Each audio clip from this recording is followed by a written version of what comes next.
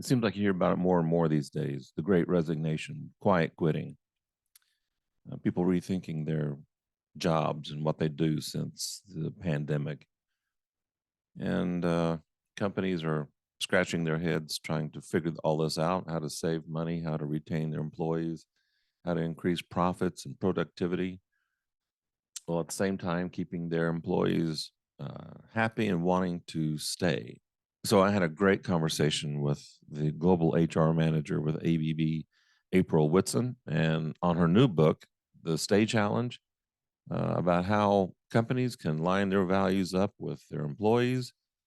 And has some great insight as to how to increase an employee's happiness, willing to stick around a little longer, and feel valued. So sit back, relax. I hope you enjoy part one of my conversation with April Whitson. Welcome to the Scott Townsend Show, brought to you by Dietzo Man Productions. Better communication, asking the right types of questions, understanding your employees' appreciation language. I'm a fan of the 5 love languages in my personal life, and I really appreciate the 5 languages of appreciation as well. And so really helping leaders to understand that everybody needs to be appreciated in their own language is very key as well. And then how do you grow and develop those employees that want to grow and develop? Do you even know what their plans are, where they want to go next? And it's unfortunate that in a lot of cases, not everywhere, but in a lot of cases, companies tend to promote leaders based on their technical experience or how long they've been in that particular transactional job, and sometimes less about their leadership skills.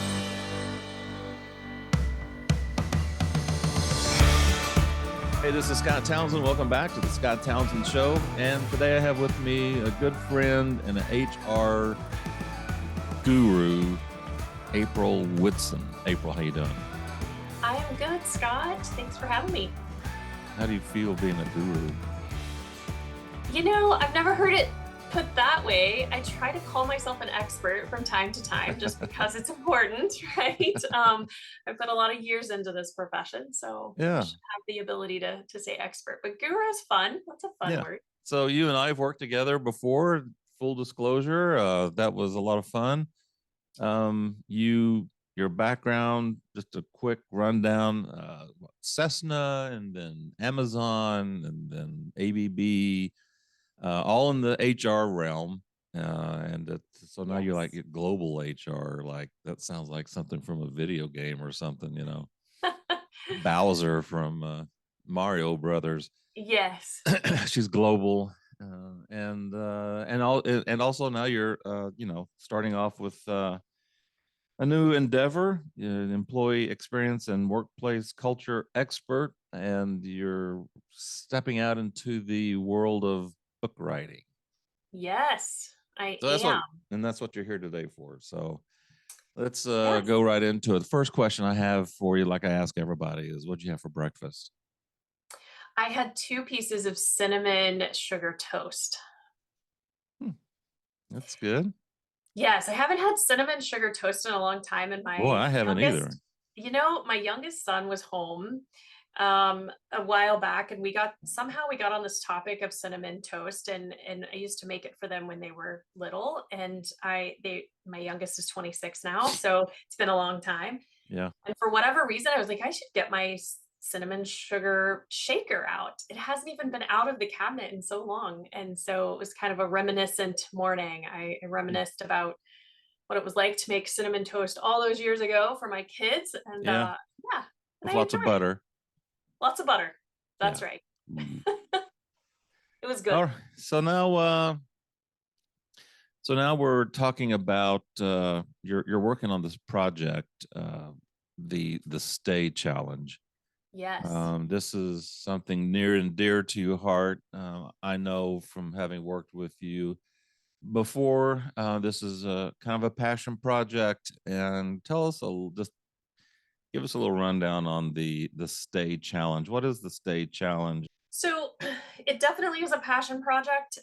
Having spent as many years as I have in the HR profession, I have both my own personal experiences with employee retention, my own happiness in the workplace, as well as just watching a number of our employees um, struggle with workplace happiness and their ability to go to bed on Sunday night looking forward to that Monday morning at work. In my experiences, I've worked in the past in jobs where, getting ready for bed on Sunday night was dreadful because I knew that when I woke up, I had to start my next week of work and I wasn't looking forward to it. And that is just draining.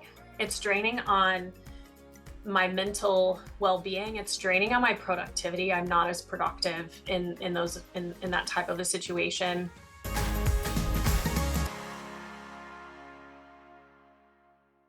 Before we continue, the best way to support the Scott Townsend Show is by telling friends, family members, and becoming a patron at patreon.com/the Scott Townsend Show. So, yeah, we have awesome perks, personalized videos, personalized episodes, all kinds of cool stuff at different tier levels. Patreon allows us to do the show full time, part time, anytime. So, thank you so much for your support. Hey Scott, Paul here from Cast2Fly Outdoors. Just wanted to say thank you for featuring me not just once, but twice on your show, which is awesome. Always really enjoy our chats. Congratulations, brother, on 3 years. Keep up the great work. Thank you. This is Nolan Townsend. It was a pleasure to be on the Scott Townsend Show this year. It is full of good vibes, keen insights, and good times. Shout out Scott Townsend. Why do I want my employees to be happy? And what does that mean to be happy? I don't understand what that means. Yes. Are we going to get lollipops and popsicles and whatnot? I'm being silly now, but what does it mean for an employee to be? How do we know they're happy? What do we?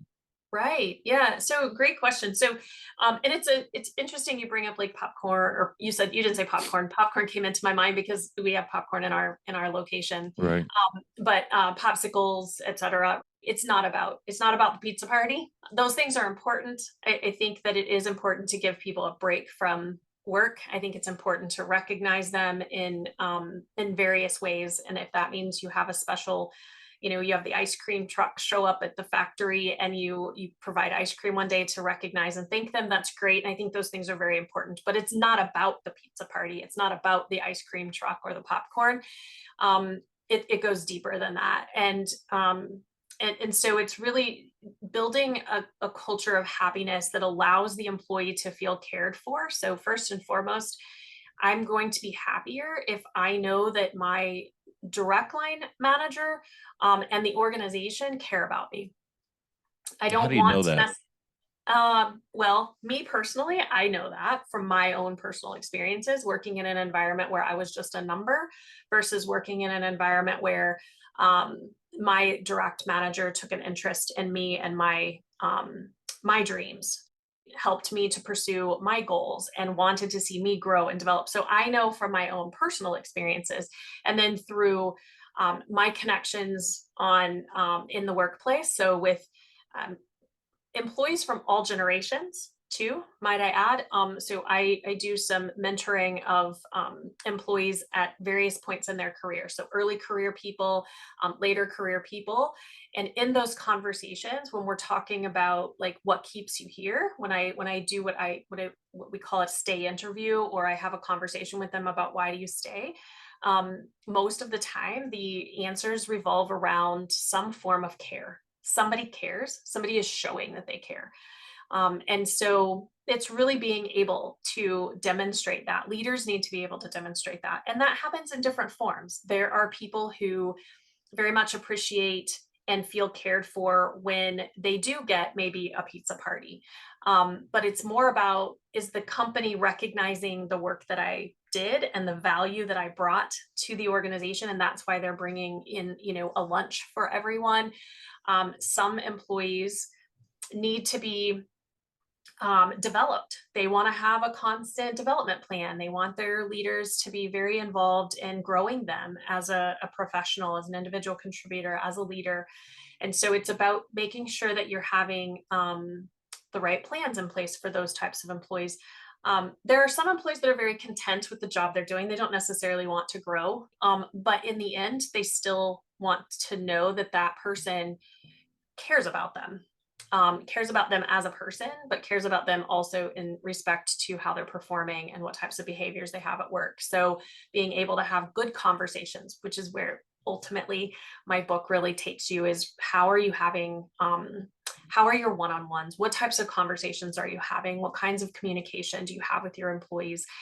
We hear all the time in engagement surveys or even on LinkedIn surveys and things like that, that communication can never communicate enough. And ultimately, you having been someone who spent time in Marcoms and understanding the how to communicate, it's the content, it's the material, it's the questions you ask, it's understanding, and then it's taking the data, it's collecting all of that information, and doing something with it, and how we communicate that back out as well. And so that's a piece where I feel my message to leaders is really focusing on driving towards that better communication, asking the right types of questions, understanding your employees' appreciation language. I'm a fan of the five love languages in my personal life, and I really appreciate the five languages of appreciation as well.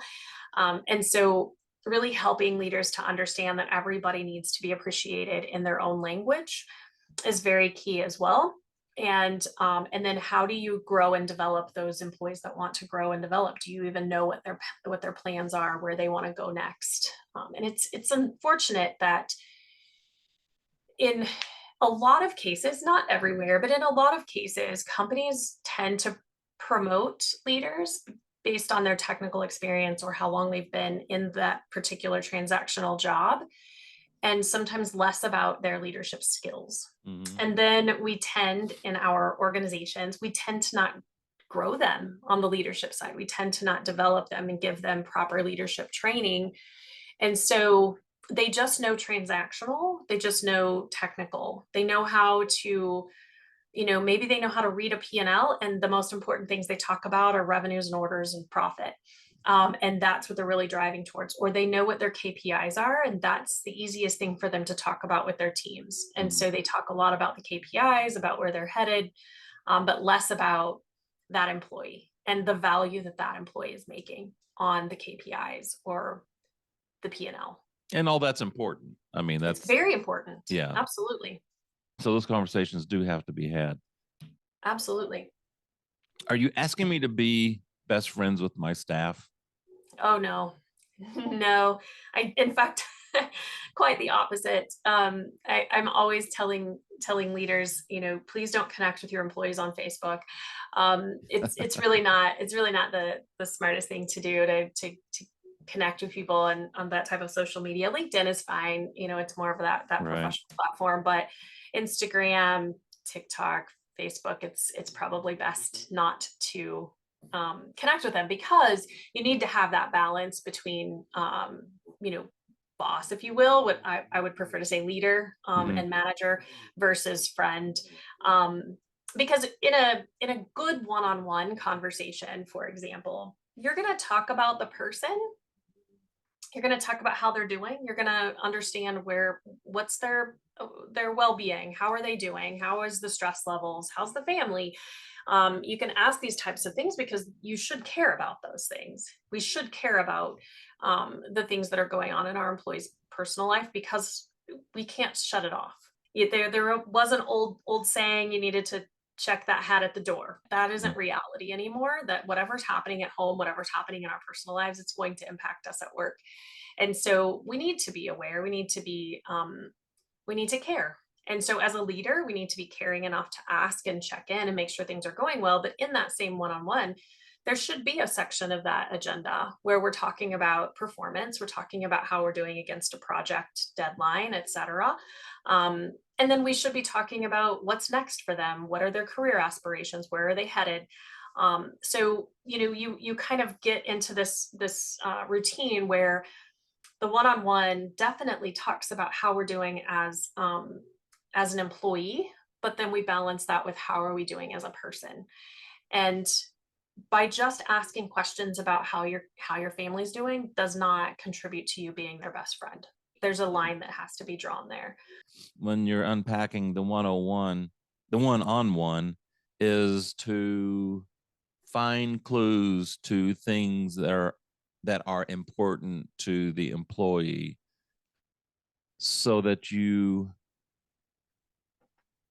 what? So that you can better identify with them or expose hotspots that might be out there that you're not aware of. Absolutely. Um, Absolutely. and I so, mean, I mean, an employee might have an idea about doing business a better way, which I think that's totally, absolutely right. I mean, if you want to know how to do your business better, just go to the people on the front line. They'll tell you because they do it all day. that's right. And then when they come to the leader and say, "Hey, I've got this idea," and this is where the suggestion box gets such a bad rap, is they provide an idea, uh, uh, and maybe it's a half baked idea, but maybe there's a grain of truth in there somewhere. Not every idea is a good idea.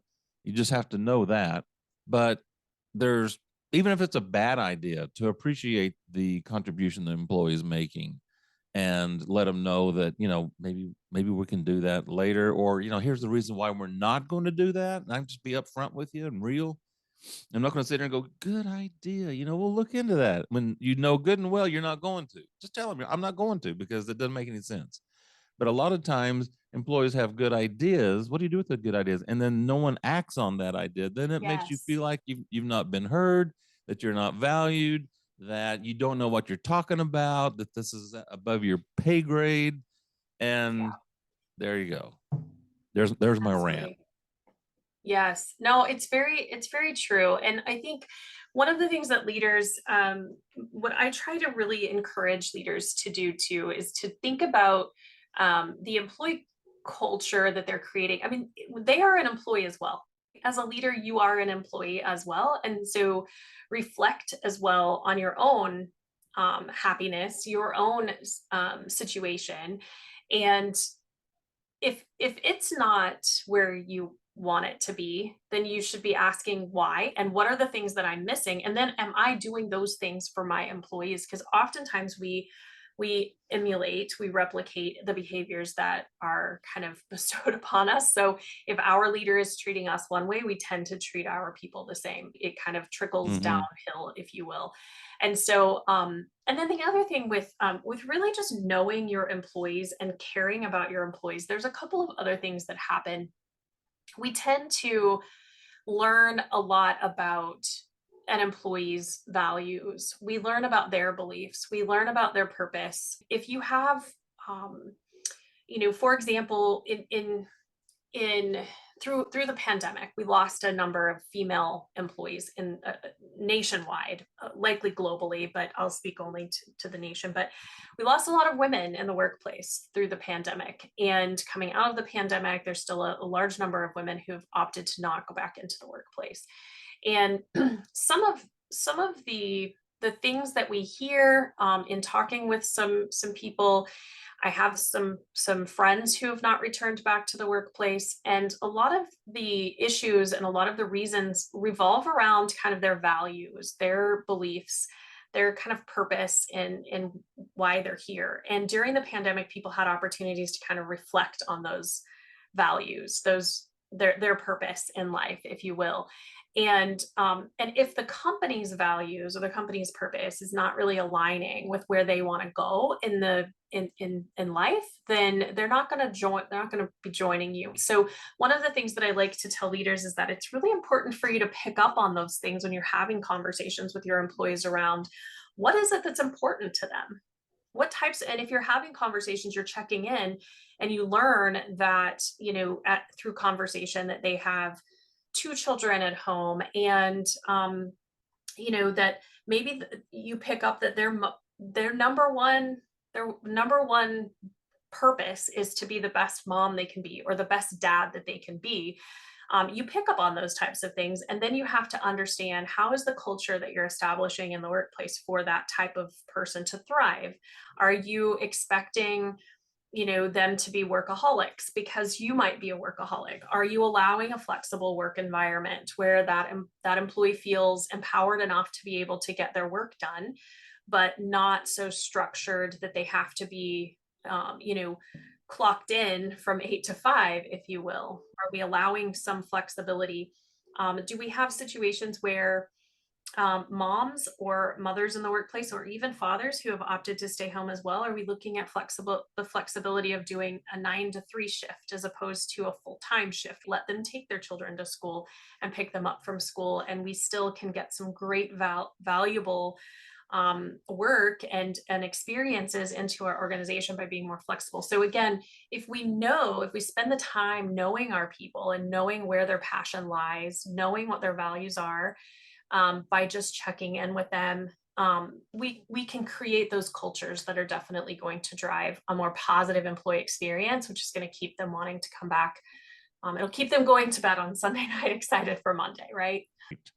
Well, it's good catching up, and I wish you all the best with your book and finishing up on the writing and the whole process, and Yes. stepping out into this wild, crazy new endeavor you're doing. It's very exciting, and I wish you all the best. Thank you, Scott. I appreciate you having me on. It's been fun talking with you. Yeah. Well, so for April Whitson, this is Scott Townsend. Thanks for listening to the Scott Townsend Show. Have a great day. Everything's going to be all right. And we'll talk to you later.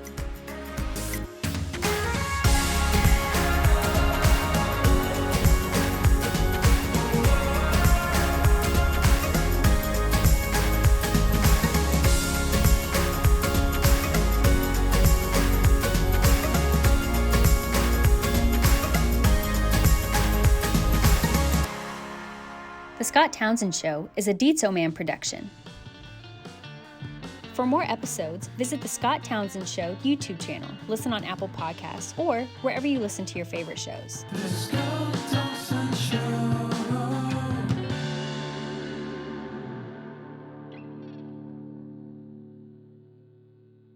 جانت تؤكد من النظر فوق كتفك قبل تغيير الممرات.